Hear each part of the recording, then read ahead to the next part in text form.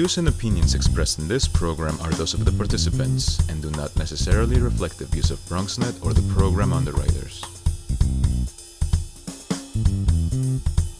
And hello, everyone, and welcome to Open, the one and only show that opens the Bronx and the rest of the world right to you. I'm your host, Daren Jaime, and today we'll update you on what's happening in and around our community. Coming up on today's show, we speak with the former DNC Vice President, the chair of the Democratic National Committee, Michael Blake, on the laws being passed by President Joe Biden and what to expect moving forward. Also, we'll learn how Hunger-Free America is ensuring economic and food self-sufficiency for all Americans. And a little later on in the show, we'll learn how City Harvest is continuing to respond to food insecurity during the COVID-19 pandemic.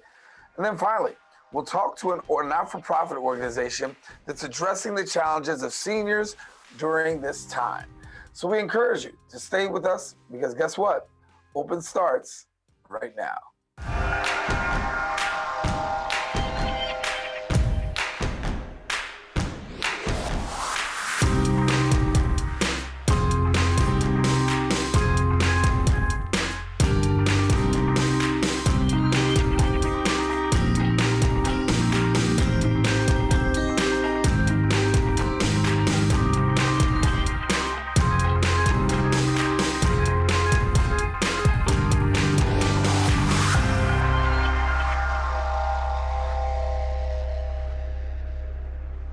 Hello, everyone, and welcome to Open. Today is Wednesday, January 27th. I'm Daren Jaime, and you're watching the show that brings the Bronx and New York City straight to you. We also want to welcome our viewers on Manhattan Neighborhood Network, as Open is being broadcast live simultaneously on the MNN channel. We also invite you to stay connected to us on our social media platform at BronxNet TV and also our website at bronxnet.org. Well, a lot has certainly been going on through the course of this past week.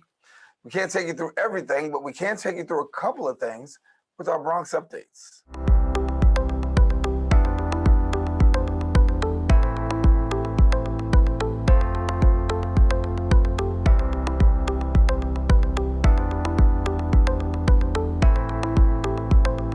We start off with local news. Bronx educators are educating their students on the recent siege at the U.S. Capitol, having a conversation and a dialogue, giving them an opportunity to discuss racial injustice as well as social change.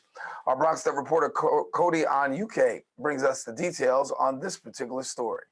We believe that these events, particularly with the pandemic, are just compiling and putting more pressure on our young people in a really unprecedented time. Chaos ensued in Washington, D.C. on January 6th as insurrectionists and supporters of President Donald Trump stormed Capitol Hill, which led to 5 dead and dozens injured. Educators across the nation are faced with the responsibility of addressing the domestic terrorist attack with their students. Like many Americans and those across the world watching the events unfold on TV and social media, students grapple in questions, fears, and concerns. While horrific, many educators like Camwa Gordon, principal of Walkabout Bronx High School, vow to take this situation as an opportunity to confront injustice, social change, and the imagery of the Capitol Hill siege with students. We viewed a Washington Post video, which is a bit of a montage of various videos from the events. And then students utilize the Padlet platform to respond to the video. And as you can imagine, students were still in shock. You know, they responded in anger and in sadness for our country. We also had students engage in a meditation activity during advisory. Analyzing the past and current year, white supremacy lingers as a presence that is embedded in the DNA of America. Identify how there is alignment with this moment and that history. Because let us not forget, this event was simply a microcosm of a much broader picture of racism and oppression in America. Honoring Martin Luther King Jr. Day this month, Many activists like him leave us a legacy to follow. To one, help our young people become more critically conscious, and two, instill a level of activism in them. Bernice King, daughter of the late Martin Luther King Jr., tweets a lasting reminder. This is not abnormal. As my father said, this nation was born in genocide. We have yet to earnestly address America's violent roots, its white supremacy, or its racism. With urgency, we must. If we do not, violence in many forms will persist, no matter who is in office. Reporting for BronxNet, Cody on UK. Well, thank you, Cody. In other news, Mott Haven families gathering demanding justice in the South Bronx, where the NYPD officers kettled, assaulted, and arrested hundreds of peaceful protesters on June 4th. Our BronxNet reporter Sanji Lopez brings us the details of this story. On June 4th, BronxNet reported what began as a nonviolent protest and march in the South Bronx and ended in violent mass arrests. This was the scene on 136th Street and Brook Avenue in the Bronx on that evening. Recently, Mott Haven families organized a rally on the same corner, demanding justice for June 4th. They never thought that anyone would really care. They thought we could just come in here and do whatever we want. You know why? It's because, it's black and brown people, really. We do this all day, every day, anyway. Well, they're wrong. Attorney General Letitia James filed a lawsuit against the NYPD to, quote, end the pervasive use of excessive force and false arrests by the New York City Police Department against New Yorkers in suppressing overwhelmingly peaceful protests. The lawsuit mentions the June 4th events here in the Bronx and sources information from an extensive report by Human Rights Watch. Our Human Rights Watch report found that the NYPD carried out a planned assault on a group of peaceful protesters that was unjustified and unprovoked. These people were exercising their First Amendment rights, and they were ironically protesting police brutality that has been going on in this community for decades. Among their demands for accountability, Mott Haven families and supporters, including Assemblymember Amanda Septimo, called on other local representatives and the rest of the community to stand beside them. So one of the things that I'm here to do today is call on the community to ask our council members to call a hearing on what happened on June 4th so we can get answers on everything from the planning to the use of force to the lack of restraint that happened on June 4th. And so that's one way, but another way is making sure that we ask the 40th Precinct themselves to meet with the community, talk about the things that went wrong so that we can all learn from this experience and make sure that it just doesn't happen anymore, because we just can't live in a city where we allow abuse to happen to communities of color and look the other way. Attendees marched from 136th Street to the 40th Precinct, where Mott Haven families have gathered every Sunday morning since June. Organizers handed an officer a letter on behalf of the community. One of their hopes is to finally open a dialogue about what truly transpired on June 4th. Really, it's just outlining that we want these demands, that we really want to know who are the people who are involved in the planning of this. We want to know who the officers were who conducted themselves in executing this brutalization during that time. We want to know what the local politicians had to say about it. And then also, we really do want to defund the police. You can read that letter by searching at Mott Haven Families on social media. For now, the families say they'll continue gathering and holding peaceful protests every Sunday morning at the 40th Precinct. Reporting for BronxNet, Sanji Lopez. And thank you, Sanji. That's all the time we have for our Bronx updates. Stay with us. We got a full show.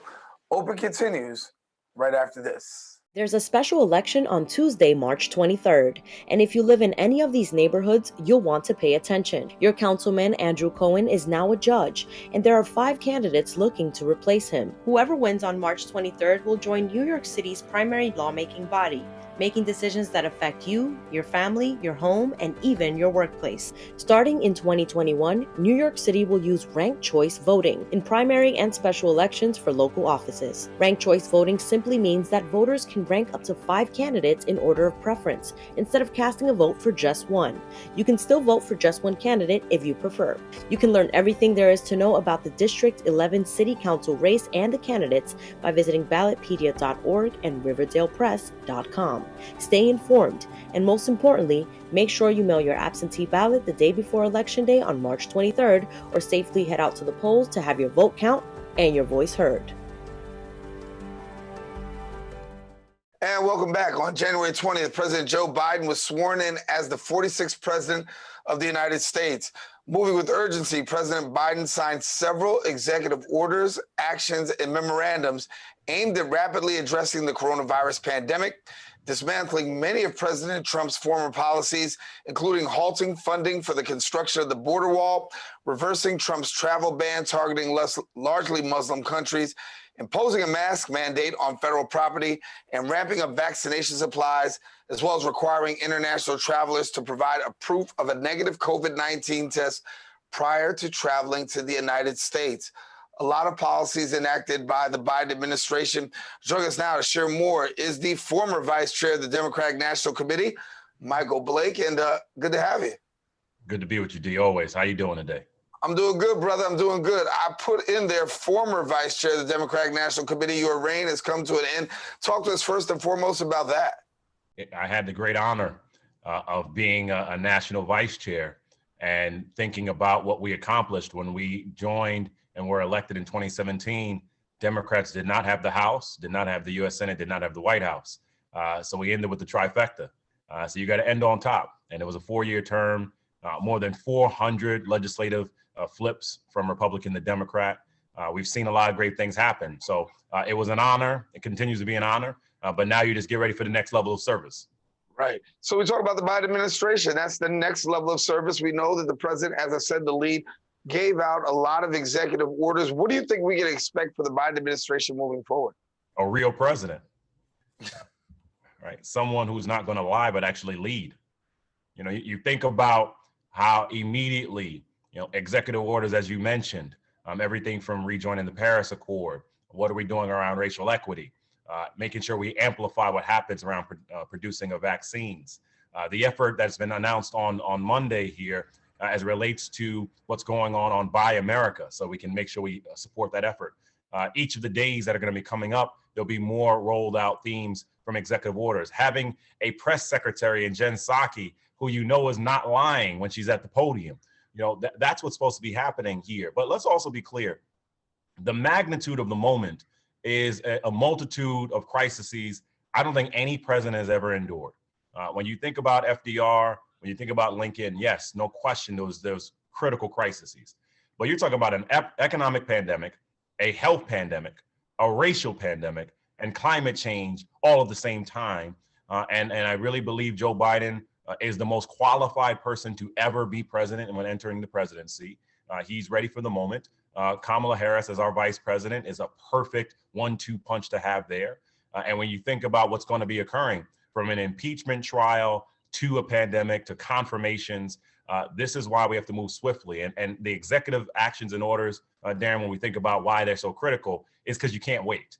You can't wait for the back and forth negotiations for some of these elements. $1.9 trillion COVID relief bill that they're negotiating. But people need help. People in the Bronx need help. People in New York need help. People across the country need help. And Joe Biden's going to help them.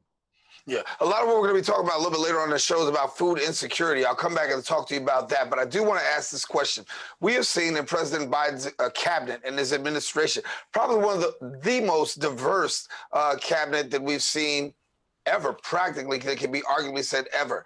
How does that translate to boots on the ground, people at home? What does that mean for the people at home seeing a diverse cabinet coming out of Washington? What can the residents of Bronx, New York City expect to see? Well, it's actually tied to both points. When you mentioned food insecurity, I know you say you're going to be discussing that later on, but also the cabinet. Why is that relevant? Because you have people who might have walked on different journeys, but they're on the same path for justice.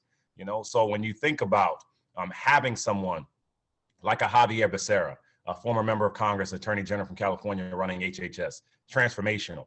When you think about Lloyd Austin, the first Black defense secretary, what will that mean for a department to make sure that our troops are kept safe and our families kept safe? I come from a military family household myself. My oldest brother served the Army for 29 years. It matters when you have someone that's attentive to those dynamics. It matters when you think about what's happening across the board for CA, Council of Economic Advisors, ran by Dr. C.C. Rouse, who was over at the Woodrow Wilson School.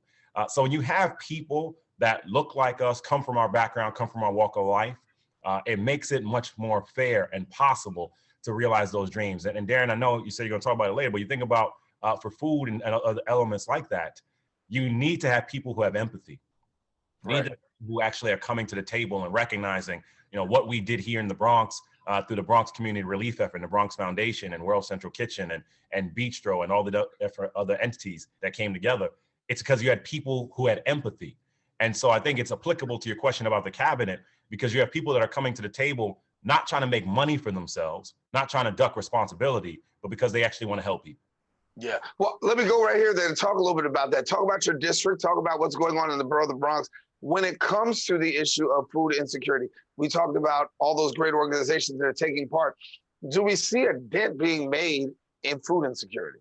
Tremendously. When you think about more than 2 million meals were distributed thanks to World Central Kitchen.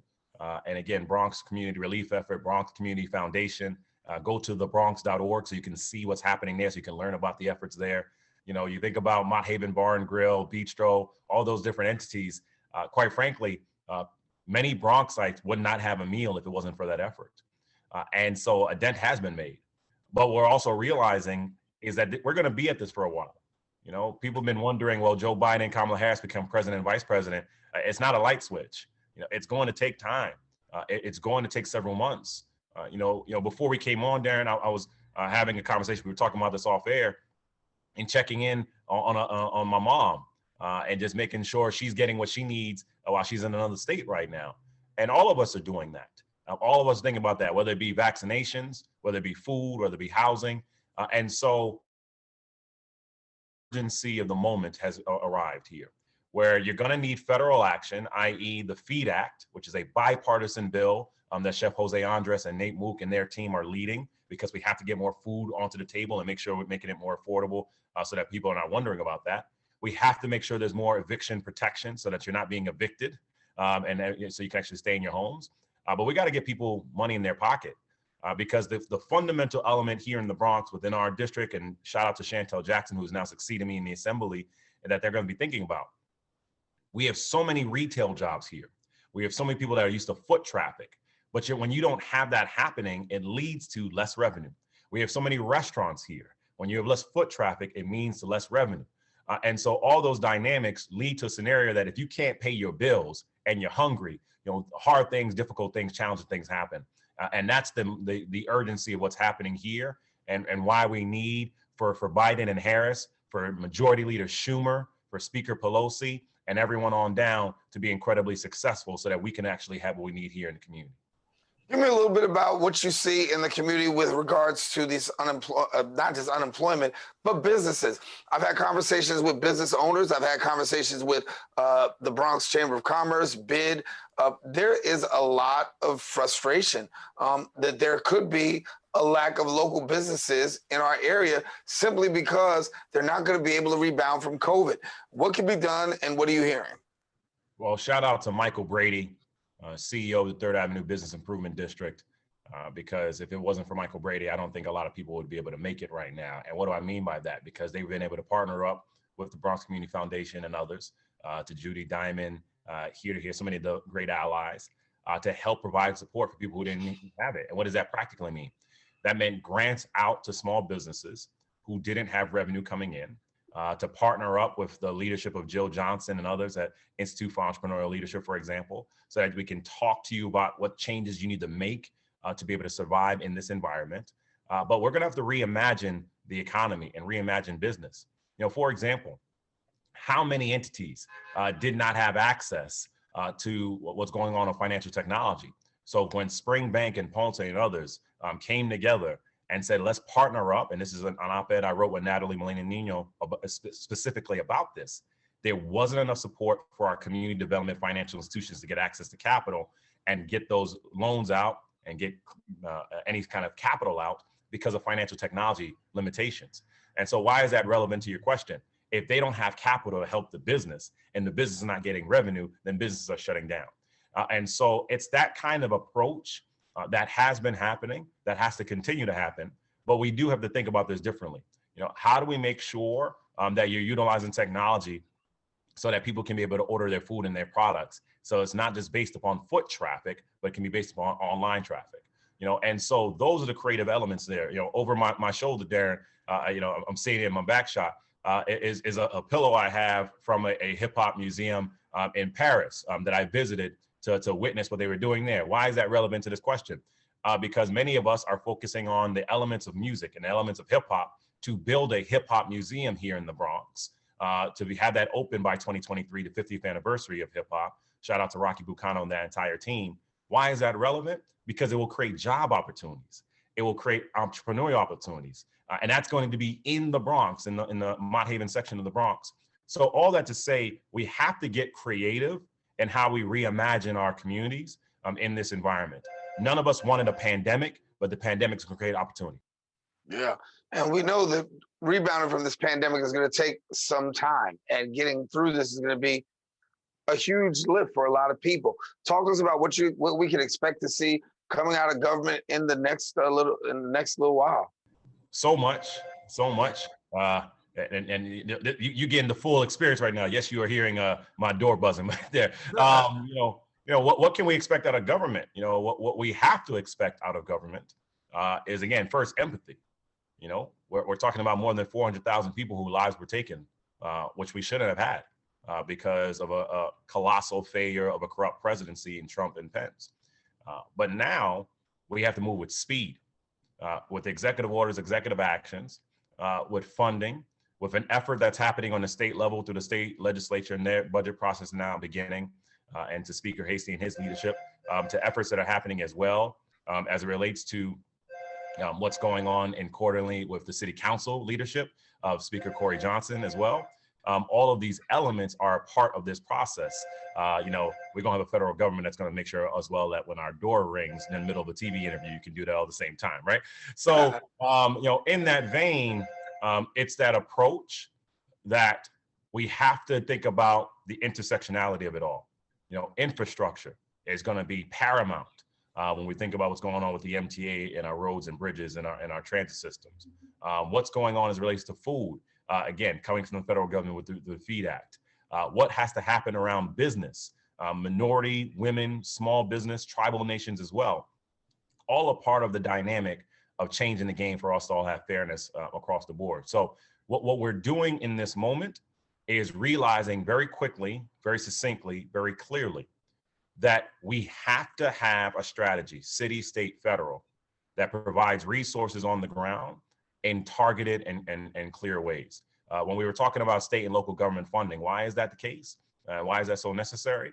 Because at the end of the day, if our local governments are starved and don't have the resources to pay the basic necessities and provide the support that you need, how do we have quality of life in our communities? And so those are the dynamics. But Daren, I think to me, again, I go back to the premise, how do we reimagine our city, reimagine our borough, reimagine our country? We should not go back to how things were in March of 2020 in our economies.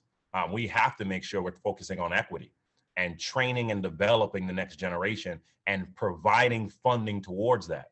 Support what's going on at the Knowledge House, support what's happening at Mass Ideation. We're talking about training and the pipelines around technology. Support our local bids so they can actually develop and mobilize in that way. Support the EOCs of the world so that you actually focus again on training. Because at the end of the day, when we emerge from all of this, we need to emerge stronger and clearer and focus on equity, not just equality. Michael Blake, we'll leave it there and go get your door. We're gonna finish this segment by saying we'll talk to you later. You can catch him on Democrats.org if you want more information. Mike, thanks so much for being with us. Absolutely, and now I'm gonna find my fraternity brother who's been trying to find me right now. All right, you take care, brother. We'll talk to you soon. And we'll be back. We got more Open coming up right after this.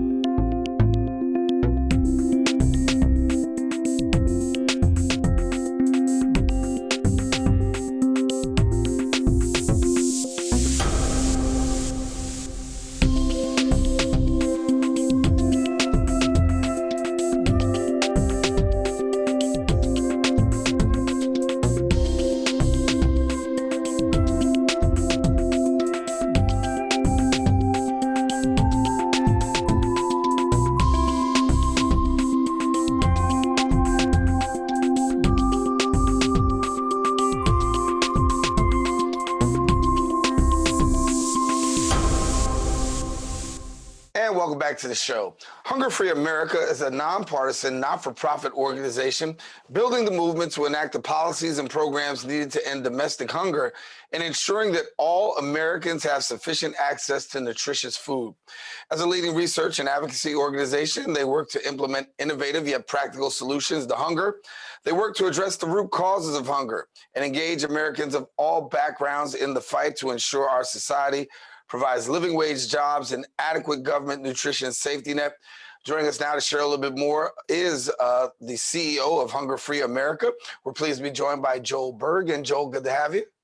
Thank you for having me on, Daren. Thank you.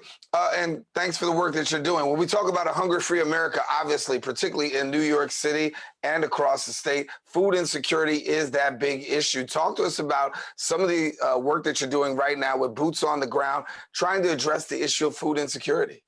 Well, we do have an office in the Bronx that as of January 25th is actually temporarily closed because of COVID, but we're all doing this work remotely. And through that office in the Bronx, we have people who speak English and Spanish and some other languages, helping sign people up for SNAP, what used to be called food stamps, helping people get WIC, the Women's Infants and Children program for pregnant women and children under 5, directing people to home delivered meals, grab and go meals that the city set up at schools, and directing people to soup kitchens and food pantries, although we'd much prefer people get the federal programs because they are far bigger, they are far more generous, and particularly with the moves the Biden administration's taken to increase their benefits, give you far more purchasing power. We also recruit and place skills-based volunteers to make even a bigger impact in the fight against hunger. We have a Vista AmeriCorps program, sort of a domestic Peace Corps program where people can serve for a year and get a small education award for serving.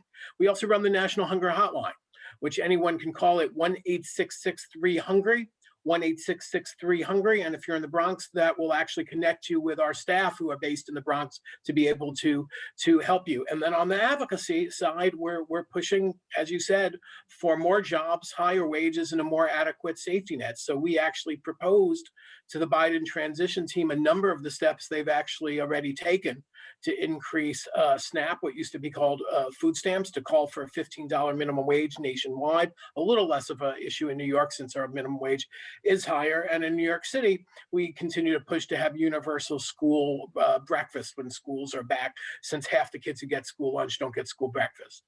Well, you talk about advocacy and policy. You brought that up. I want to ask you about that. Now that you have a presidential administration that's now in the Biden administration, you still want to see some advocacy and you still want to see policy. What are some of the things in particular that you're looking for the Biden administration to bring home for you? So there's a lot of focus in the media on food banks and soup kitchens and food pantries, and they play a vital role in filling in the gaps.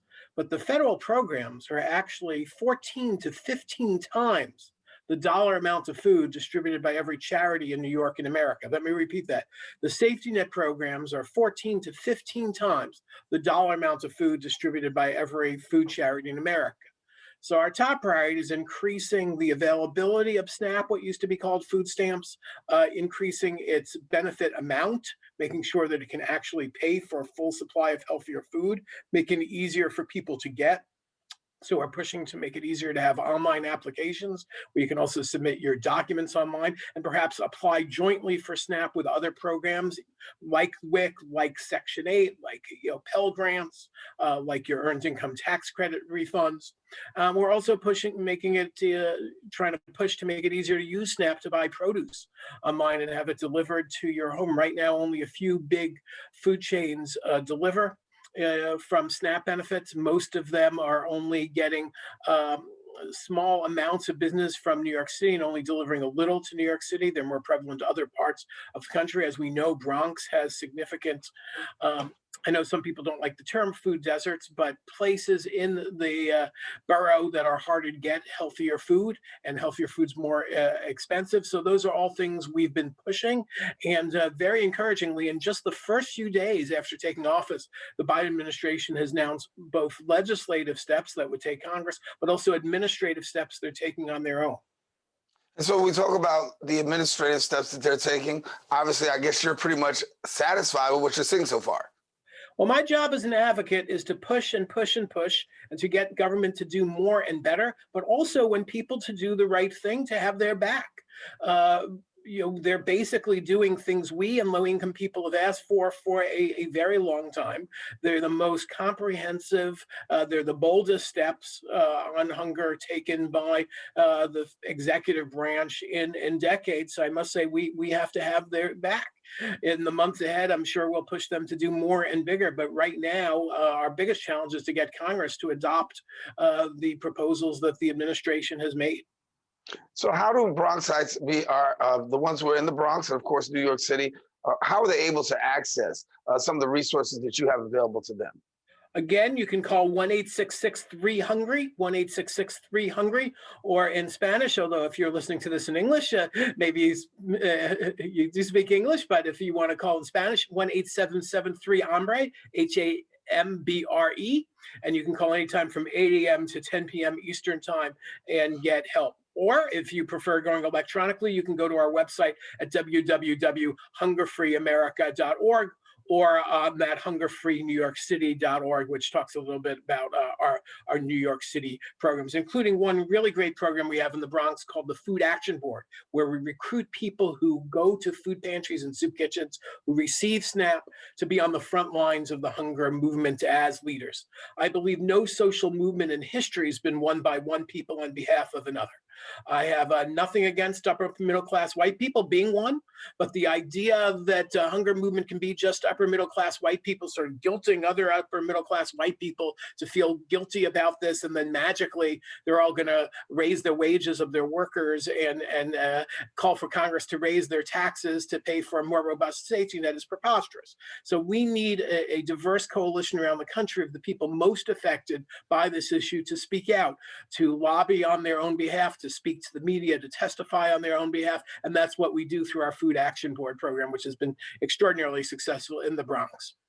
And for the last presidential administration, obviously they stripped billions of dollars away from the hungry. Talk about the impact that's had and how you've had to recover. Who? What? I'm trying to forget. But no, the truth of the matter is the Trump administration was awful. They followed a sort of Murphy's Law when it came to anything that didn't have to do with rich white people. Anything they could do wrong or harmful, they did do wrong and harmful. The good news is most of what they were trying to do was defeated. It was defeated when the Democrats took control of the House 2 years ago. It was defeated by the courts. So they proposed a god-awful list of things, many of which did not happen. Some of their attacks on immigrants were very pernicious and have to be reversed. They had a proposal called the public charge proposal, making it harder for legal immigrants to get food and housing and healthcare help, and then to become permanent residents. My mother came here at 2 months old, fleeing Eastern Europe. Our family that wasn't able to leave was all wiped out. So I feel very strongly about being pro-immigration. My father grew up in the Bronx, was born in the Bronx, but his two grandparents who lived in the Bronx came from Eastern Europe and would have been wiped out had they not gotten here, most likely. And so Trump's attacks on immigrants has dramatically increased hunger among immigrant communities, primarily by scaring people away from getting help to which they're even legally entitled to. And so we really need to reverse that both substantively and rhetorically in the years ahead to make people feel welcome getting the help their tax dollars pay for, because after all, the vast majority of immigrants, including undocumented immigrants, pay taxes, and they often pay far more in taxes than they get back in benefits. And yet they're among the hungriest, poorest people in America, even though they're doing often the most dangerous, the lowest paid jobs. Well, Joel, we know the hungry are that primary population in the United States. It's one of the most vulnerable populations. You're doing a lot of great work in terms of making sure that people are being fed. Thank you for the work that you're doing with Hunger Free America, and thank you for joining us here on Open. Thank you. All righty, Joel Berg, our guest here. Now, if you want more information, please visit their website, hungerfreeamerica.org, hungerfreeamerica.org. Of course, we've got more shows, so stay with us. Open will return right after this.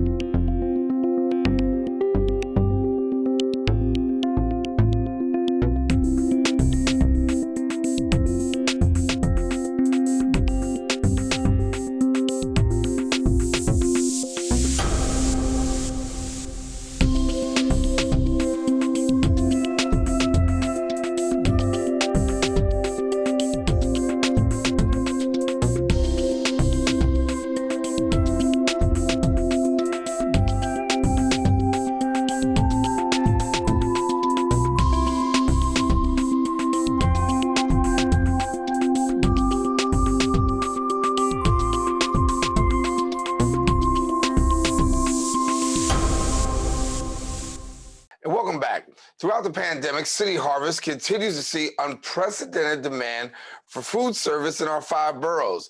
The demand has continued to rise throughout the year, even after the peak of the public health crisis this spring.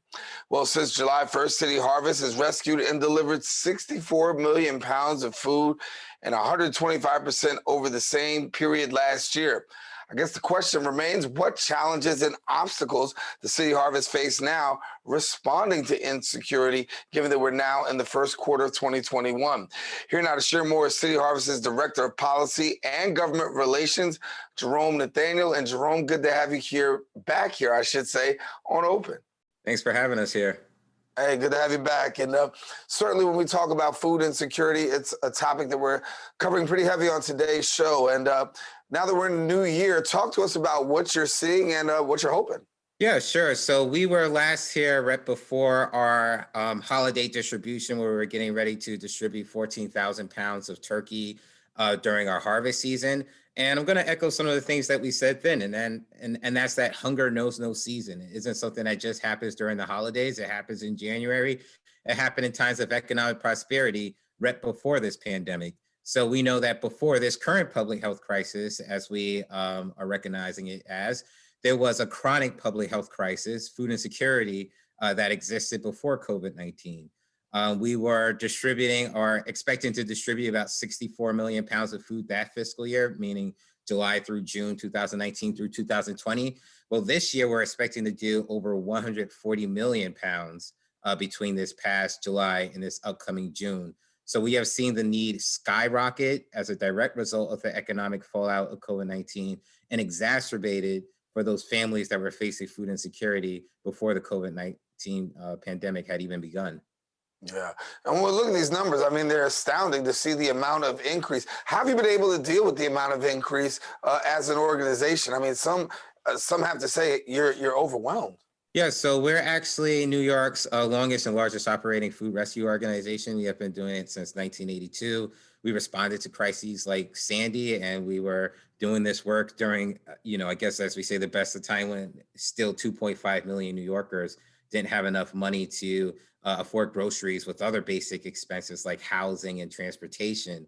So we definitely have some of the logistical capacity to support this, but it's really required us to move food more quickly, to open 30 new emergency food distribution sites across the 5 boroughs in areas where there weren't enough pantries, and to also really buckle down and being able to recognize that while our pantries and soup kitchens do a lot of work, we also need to work on federal policies as well as local city policies. Remember, we do have a mayoral election coming up, to work on some of those system issues that lead people to turn to the pantry system.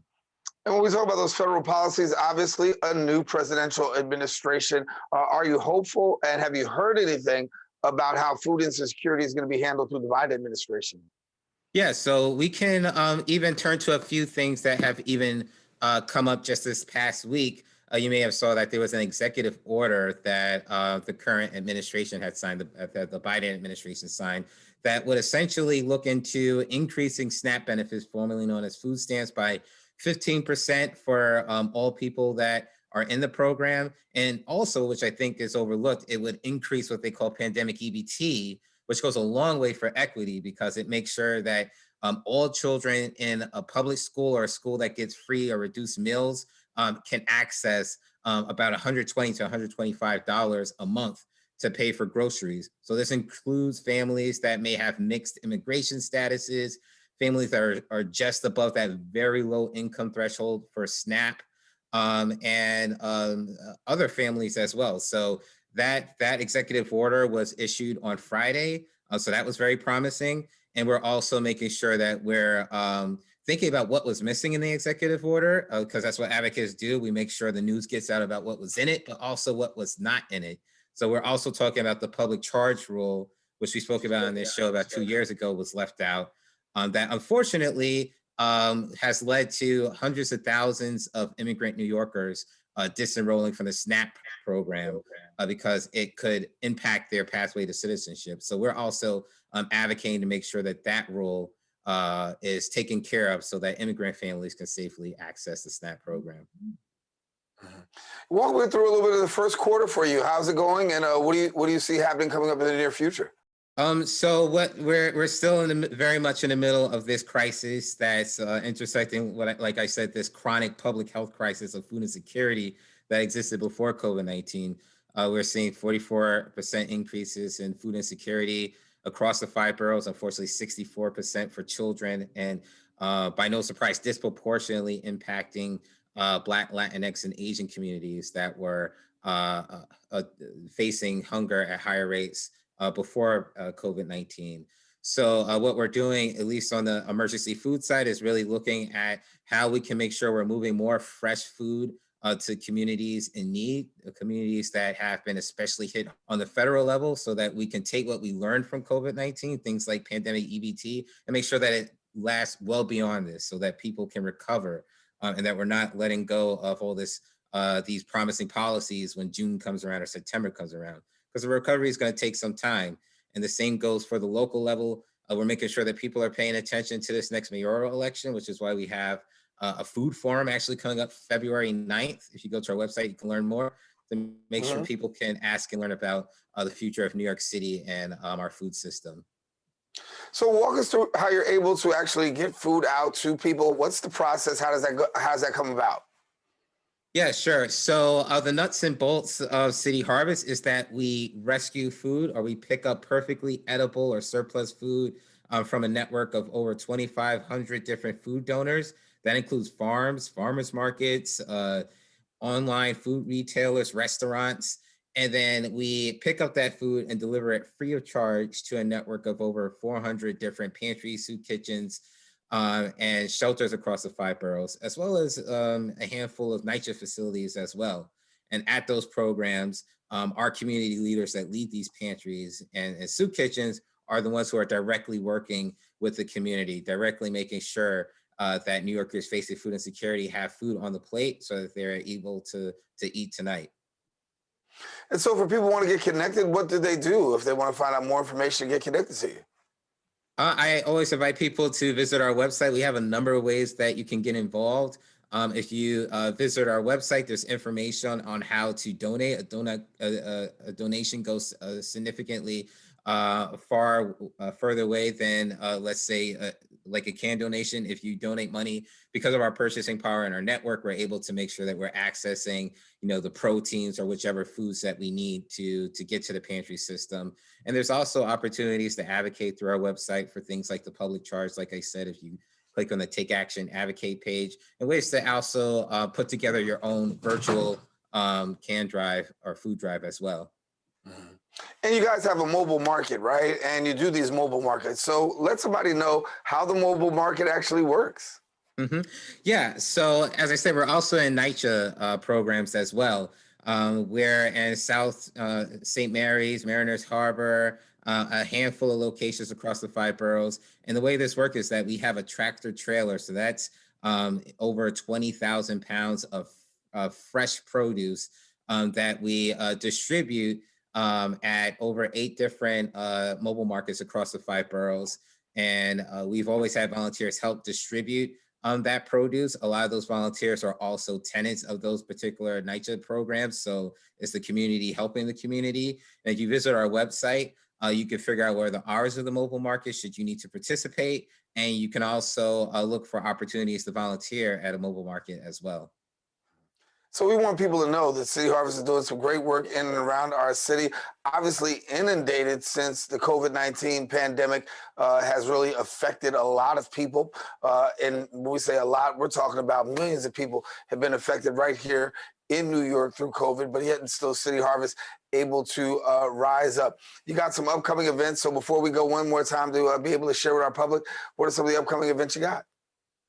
Yeah, so one of the big ones that I did want to talk about is we have a mayoral food forum. So you can learn about the future of food. If you go on our website, it's on our front page right now. And you can submit questions too to 8 of the top polling candidates right now for the mayoral election. So that event's on February 9th. You can submit questions through February 1st. We also have a winter family carnival coming up. That's February 25th has a neon dance party theme. So it's something for the children that might be at home and they're looking for something fun to do in this virtual environment. That's something that you can join us for as well.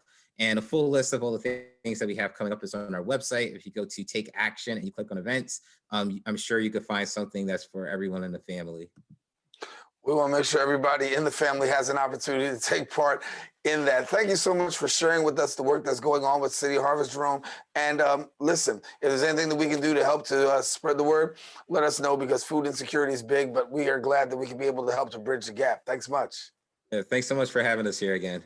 All righty. Well, we want to let you know that if you want more information about City Harvest, of course, go ahead and visit their website, and we encourage you to do that. Also, finding out about that mayoral forum, have your voice heard. If you need some questions, listen, you can give those questions and put those questions forth that you might be able to get the answer that you're looking for. All right, we're taking a break. Have more show coming up. Don't go anywhere. Oprah will return right after this. We know that people are dealing with the health crisis, but there's also a lot of food insecurity. We're giving out healthy food options, and that's what's key here. If you're a senior, you have a disability, they'll actually deliver meals to you. The residents are anxious, they're worried, they're scared, they want to be tested. When things were happening in our community, and we couldn't get the help. There's almost a presumption of criminality that attaches to your skin color. The site will prioritize those who are at highest risk in the population. If you feel symptoms and you'd like to visit one of these COVID-19 testing sites here in the Bronx, you may call the State Health Department's hotline. Important to note about this site is no reservations are needed. This is a walk-in clinic. A lot of us are out of work and looking for something to do. We have the machinery and the skills to make large scales of these masks and gowns. Take care of your people. It's going to go way further than we actually can understand. Right now, employees like myself are just adjusting to the new reality. Reporting from Bronxnet. And welcome back to the show. DOROT is a not-for-profit organization that's addressing the challenges of an aging population. For more than 4 decades, DOROT has been an innovative leader in the field of aging services and volunteerism. They serve clients with a diverse range of programs and services. They deliver those programs and services through intergenerational connections with volunteers of all ages. Their programs engage 10,000 seniors and volunteers annually. And here now to share with us a little bit more is the executive director of DOROT, and we're pleased to have Mark Meridy with us. And Mark, good to have you. Thanks so much. It's great to be here. So for people who are not familiar with DOROT, give us a little bit about your organization. Sure. So DOROT is a nonprofit organization, and our mission is to address the issue of social isolation and loneliness. You know, I've spent most of my career in the field of aging, but one of the things that many organizations don't really pay that much attention to is the fact that it is so important that people stay engaged and connected, and that social isolation and loneliness has serious public health consequences. And when we talk about social isolation, talk about COVID-19. I mean, honestly, isolation was a big thing before. COVID-19 has certainly magnified and exacerbated that. How has COVID-19 impacted your population? Oh, absolutely. So you are absolutely correct. Social isolation and loneliness was a big issue, but I have to say it was something that was greatly underappreciated. But since COVID-19, we have seen where all of a sudden people understand and appreciate the fact that social isolation and loneliness is a real thing, and that for many people who have had to work remotely or have lost jobs or are no longer able to go visit family and friends, that it is a serious problem. And it's a problem that DOROT has been dealing with really for over 45 years. It's been pretty remarkable. And when we talk about dealing with this for years, obviously social isolation is huge. And so how do you go about bridging that gap of isolation and social interaction? Because we know that so many people deal with this, but on the other side of it, there are other people who play a part in helping to make that not be a reality. Absolutely. So DOROT engages over 6,000 volunteers a year. And one of the things about our programming is it's all about social connection. It's all about bringing the generations together. But since COVID-19, from the beginning of March of last year, we have had to terminate all of our in-person programming, and it has all been virtual, which gives people, however, an opportunity to participate in our programs regardless of where they live. So for example, where we had friendly visiting matches, where our social workers would match a volunteer up with an older adult and be able to make that match. And those matches would get together once a month, once a week, to be able to have a connection with one another. That has all been moved to virtual. And so as a result, we have created this program called Caring Calls, where we have volunteers who have volunteered with the organization and who we are matching them up with older adults, and it gives them an opportunity to connect, but connect the old-fashioned way, over the telephone. And so because of COVID-19, we have been able to move everything virtually. And where we used to have a lot of programs on site here in our building on the Upper West Side of Manhattan, we now have a program called On Site at Home, where people can participate in our programming over Zoom. And we have technical guides for families to help their older friends and neighbors get on to Zoom. And where we once had maybe 30 people participating in a program at a time here at DOROT, now we have well over 100 to 125 people per class and per session. And we would certainly welcome all of your listeners to be able to participate if they have a computer and if they have an internet connection, which I certainly understand there are some people that don't have that. But we hope that for those that do, we would certainly welcome them to participate at the DOROT at home programming. You know, you brought up a good point. A lot of seniors do not have technology, don't have internet. What are you guys doing in terms of being able to bridge the gap through this digital divide? Yeah, so the beautiful thing is that our University Without Walls program uses the telephone. It's the oldest technology. It's a technology that really most people have. You don't need a smartphone to participate in our University Without Walls program. It's a program that uses the telephone. And what it is it's small classes that we have for anywhere between 10 to 12 people. And it's everything from discussion groups. There are discussion groups about politics. There's discussion groups about what's happening in the arts community, what's happening at an exhibit at the Met or the MoMA. And it's really open to anybody. There is no cost. And it's a beautiful program because it crosses that digital divide. For people who have a telephone, they can participate in our University Without Walls program. It's free of charge, and they can participate and sign up for our different programs. And so impact, right? You want to make an impact, and I know that your organization has made tremendous impact in the lives of seniors. Give us a little bit of success stories that have taken place through this. You know, I have to say that one of the most beautiful things about my job, and one of the things that I really love about it, is that over the years, I have heard these beautiful stories about people who really didn't have very many people to talk to. Their social circles as they have gotten older has gotten smaller and smaller. And so what we've been able to do through our volunteers of all ages and our older adult partners that we work with, we have been able to transform lives where I have heard from and received letters from people saying that before DOROT, I had nobody to talk to. I had nobody that I could tell my life story to. We have a program called Lasting Impressions, which gives people an opportunity to tell their life story through an intergenerational program, through our internship programs that we have throughout the year. And that people have said that, you know, if it weren't for the DOROT program, I would have never had the opportunity to be able to talk to somebody of different backgrounds. So not only are we bringing the generations together, but we're also bringing people to the table today, the virtual table, of where they never would have had an opportunity to get together and get to know somebody of a different background than themselves. And so I'm really proud of the work that we have been able to do as an organization to help bring the generations together and help people to stay socially connected and engaged. So you bring up a good question for me. How do people get connected to be a part of DOROT? Who's eligible to be a part of the programs that you have? Absolutely. So everybody is eligible to participate in our programs.